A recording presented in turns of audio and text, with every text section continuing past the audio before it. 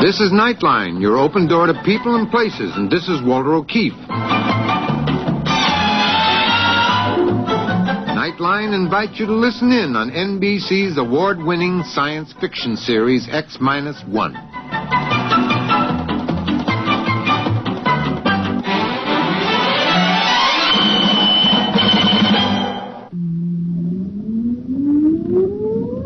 Countdown for blast off. X-5, 4, 3, 2, X-1, fire.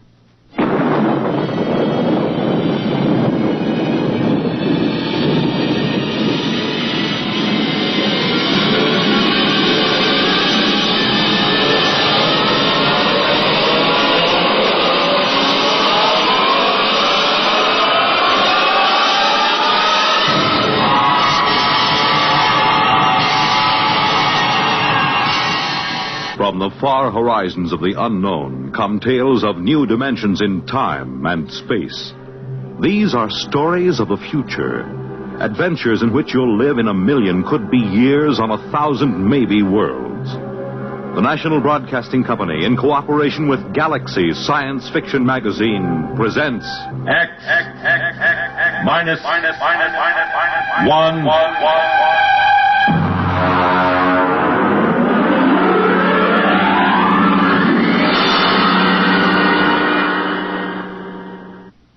Tonight, Target 1.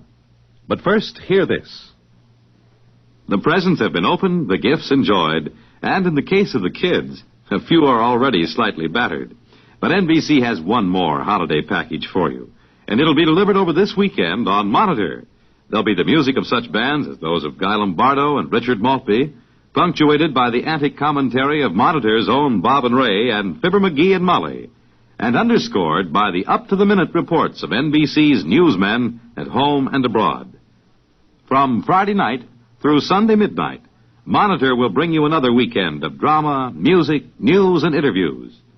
Of special interest to sports fans will be NBC's coverage of the Friday night fights, Saturday's blue-gray and north-south football games, and Sunday's National Football League championship game.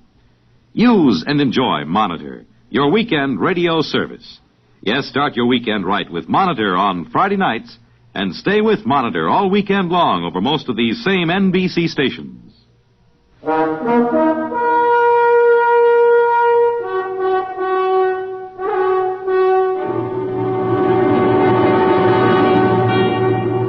Now, X-1 and tonight's story, Target 1.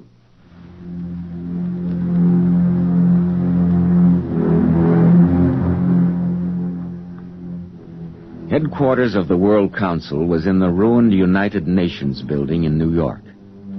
It took me an hour to reach it, picking my way across the red-colored rubble that had once been a proud city.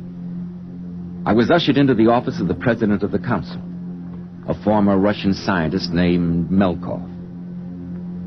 It was hard to realize that only a few decades ago, these people had helped us destroy the world in an atomic war that left less than 100,000 people on the face of the globe. Come in. Dr. Marin. Yes. It's good to see you, Doctor. Sorry I'm 2 days late. I had to land at Boston. It's the only airport operating. I understand. You want to sit down? Thank you. I suppose you are wondering what this is all about. Very little surprises me, Mr. President. Good. As you know, Doctor, the Great War of 1960 left very little of the human race. What it did leave, well, 2 billion corpses, 3 continents rotting and unlivable, and every survivor mutating. I believe you yourself have had children who could scarcely be called human. Sorry to be so blunt. Why did you send for me, Mr. President? Doctor, suppose I gave you an opportunity to do something extremely practical. Such as? A chance to prevent the destruction of our world, which took place 30 years ago. To prevent what has happened? To stop an atomic war? Yes. Would you do it? I'd sell my soul to the devil, Mr. President. You mean that? Yes. Doctor, what would you say was the most important scientific discovery of the 20th century? I suppose Einstein's equation. E equals mc squared. Exactly. This formula unlocked the atom. Without it, there would have been no atomic energy, and consequently, no bomb, no war. The formula did not cause the war, Mr. President, nor did the man who discovered it. He was one of the finest human beings who ever lived. A man utterly dedicated to the pursuit of peace and harmony. Yes, exactly. That is what will make your task so abhorrent, Doctor. What is this task, Mr. President? Quite simply, it is the murder of Albert Einstein. Are you insane? Perhaps. Only history will record that. But how in the name of heaven Albert Einstein died in 1956? I am well aware of that. In order to commit this murder, Doctor, you will have to travel back in time. Travel back? You mean that... I mean that our scientists have succeeded in their experiments. Parachronon penetration has been achieved. It's fantastic. Yes, so were atomic energy and rockets to the moon and radio waves long before both of those. You're actually suggesting that I return to the early 20th century to commit a murder? Yes. But why Einstein? Why not the men who took his contributions and twisted them into ghastly inhuman weapons? Why not them? Because others would replace them. There are many minds so filled with contempt for their own lives that they would be willing to destroy others, so warped with hate that they might even enjoy the job. No, it must be Einstein. Well, then why me? Why not select some murderer, some fiend? Because you are a man of the highest morality. This task must not be performed by some twisted monster. It must be done by a man of integrity who fully realizes his responsibility. To do otherwise would be to degrade ourselves and our victim. Come here, to the window. Do you see that covered barge lying in the East River? Yes. That barge is the finest laboratory we could assemble. Inside it is the mechanism for complete K-meson penetration, maintaining a stable configuration. In effect, it is a floating time machine. You've tested it? It was tested last week. Professor Milton Waxman went back 40 years in time and returned. We cannot afford another test because our energy sources are limited. Will Waxman accompany me? Yes. He and one other. Well, Doctor, what is your answer?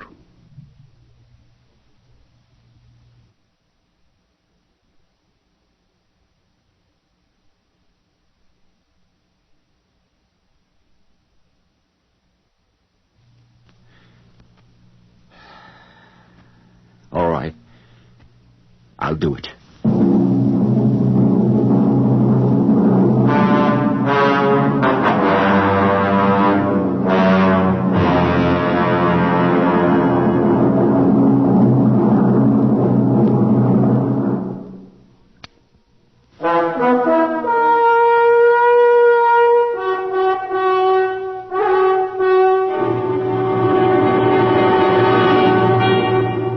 Back to X-1 and Target 1. That afternoon, I was taken aboard the barge in the East River. I was left alone in the laboratory to wait for Waxman, the physicist who knew how to operate the chronosphere.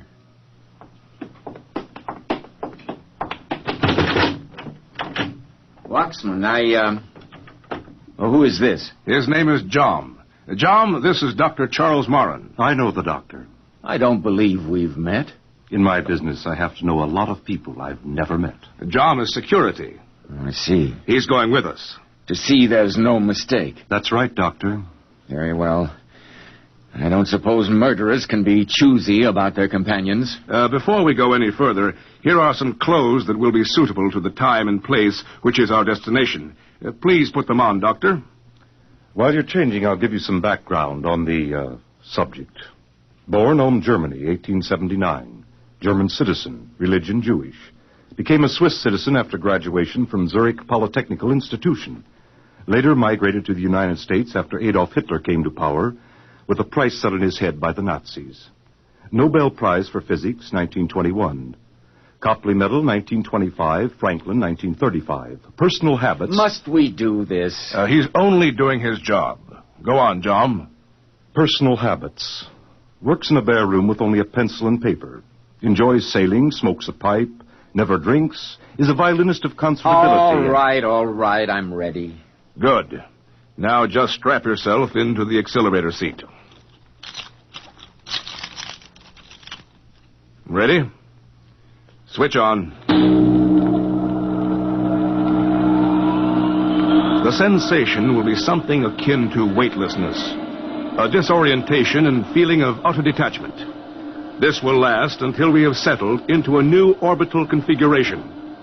We will be able to monitor our time segment on the screen before us. May I ask our objective? Yes. The Polytechnicum at Zurich. Graduation ceremony in the year 1900. So young. He was already formulating the theory of relativity at this point, Doctor. We have no choice. It must be clean and thorough. Are you ready, gentlemen? Yes. Ready, Professor. Hold on. We will begin to whirl until we reach speeds where K-meson penetration is possible. Now.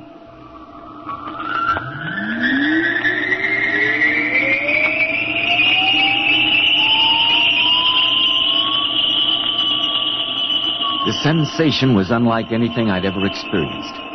I felt bodiless, weightless. My consciousness seemed to float free. I was dimly aware of Waxman at the monitoring controls, but otherwise I remember no sensation. Later he told me that it took exactly 1/2 hour to vector in on the right time and place. That was right after the whirling stopped.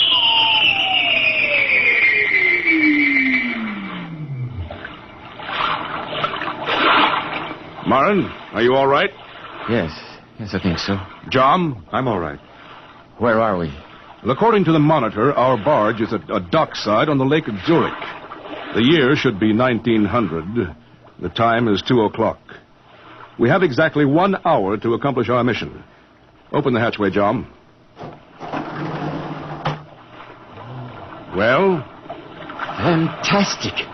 A different world. We can't waste any time. The graduation ceremony's at 3. Now let's go. Very well. Just a moment, gentlemen. Here, take these. What are they? Guns. We'll need them.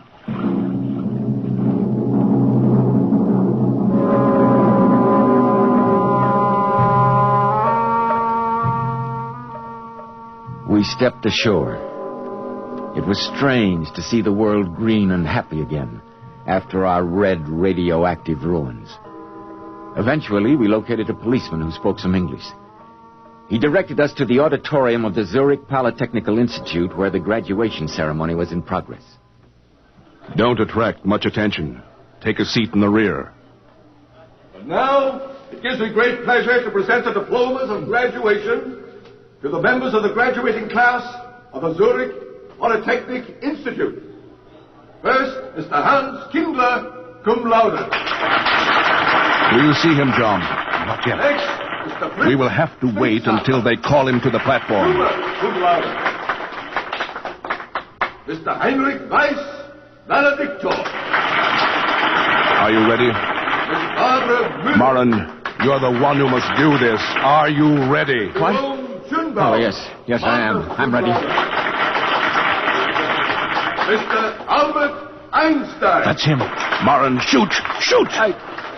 I can't do it. I can't. Give me that gun. Come on! We've got to get out of March! Now hurry! Stop them! Stop them! They kill Einstein!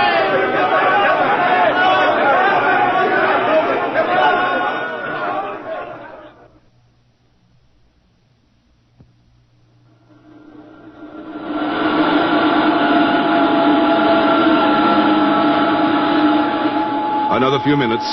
What do you suppose it will be like? What? Our world, the one we left. Without atomic fission, I mean. We'll soon know. Well, one thing is for sure. There'll be no mass destruction. The people will be there. The people. Good Lord, there'll be billions of them. And the trees, the green shrubs, and the beautiful tall buildings. He looked very young. We're vectoring in on our year. Now hang on when I start the negative penetration. Brace yourselves.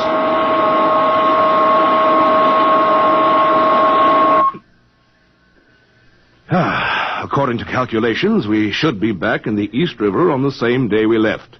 The world will be as it would have been if Einstein had never existed. Open the hatch, John. Look at that. The city. New York is whole again. No ruins, no rubble. Those buildings are magnificent. Look at the trees in the parks. Moran, we've done it. It was worth it. We've done it. Yes, we've done it.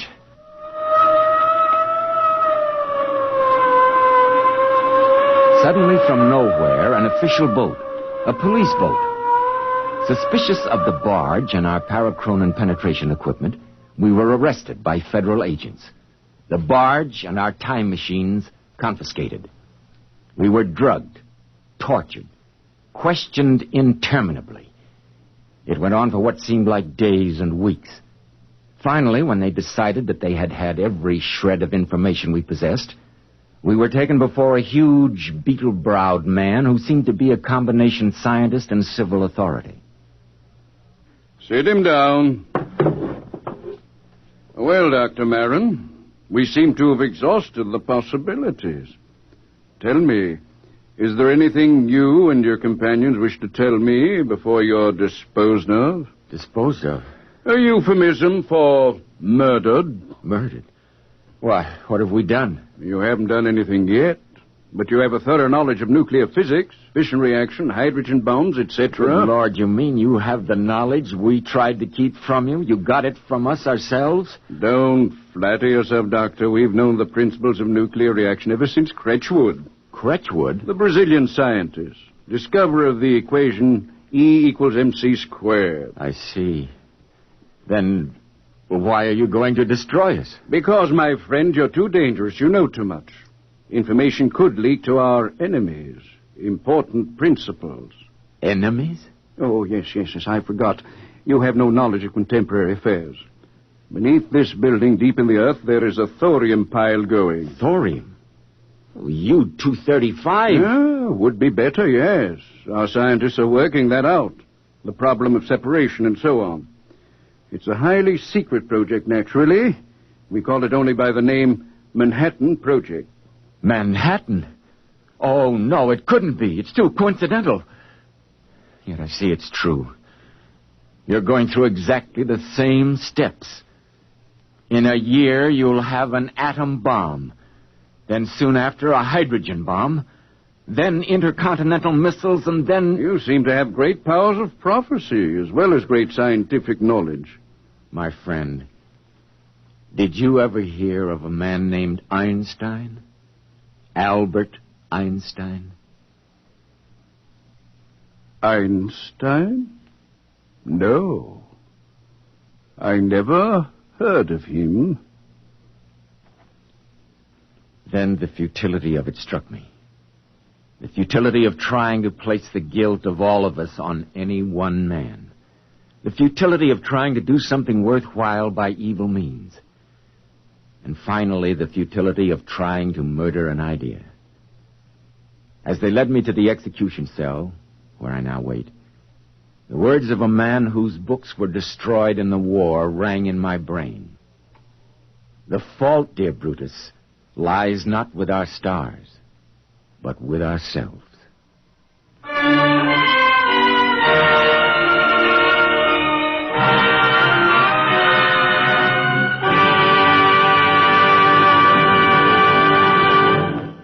Fred Collins again. I'll have another word about X-1 in just a moment.